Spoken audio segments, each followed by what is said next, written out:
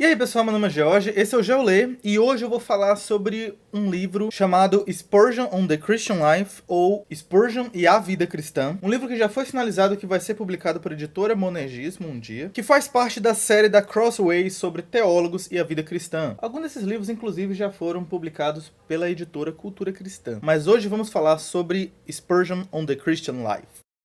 O livro Spurgeon on the Christian Life traz um encorajamento para uma vida cristã totalmente satisfeita em Deus, usando como exemplo Charles Spurgeon. O autor Michael Reeves separa os capítulos em tópicos de teologia, como pessoa de Cristo, calvinismo, pregação, novo nascimento, pecado, e então apresenta a visão de Spurgeon sobre aquele assunto e então como este conhecimento fazia diferença em sua vida. Spurgeon, conhecido como o príncipe dos pregadores, tinha como centralidade da sua pregação a pessoa de Cristo. Michael Reeves destaca o seguinte: Spurgeon prefere falar da pregação de Cristo do que pregação do evangelho ou da verdade ou qualquer outra coisa, porque muito facilmente nós reduzimos o evangelho ou a verdade a algo impessoal, a um sistema impessoal. Cristo nele mesmo é, em pessoa, o caminho, a verdade e a vida. Com esse exemplo, é possível perceber que Spurgeon levava muito a sério o seu cristianismo, não somente como uma religião ou um sistema de ideias coerentes, mas como algo real e pessoal, que não ignora o conhecimento, mas que considera o conhecimento coram Deo, ou seja,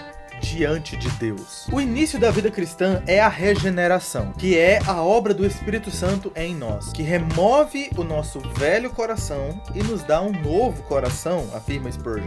Porém, a santificação também depende do poder do Espírito Santo. Ele causa uma mudança não somente no comportamento, mas uma mudança profunda e radical. Para Spurgeon, o coração da santificação é a santificação do coração. Muito legal essa frase. É por causa dessa causa sobrenatural que não cristãos não entendem religião cristã. Eles pensam ser somente serviços ou deveres e nunca prazer e deleite. Mas para nós, a nossa piedade é o nosso prazer. A nossa esperança é a nossa alegria. O nosso dever é o nosso deleite, porque Deus mudou o nosso coração. A leitura de Spurgeon on the Christian Life é agradável porque mostra um pouco do pensamento de Charles Spurgeon, que sendo alguém importante na história da igreja, vale a pena conhecer, mas também em como podemos ter alegria e satisfação verdadeira por meio da teologia em um relacionamento com Cristo. Viver por Cristo é a nossa vida e a nossa esperança. E como Michael Reeves declara ao terminar o livro, o céu é celestial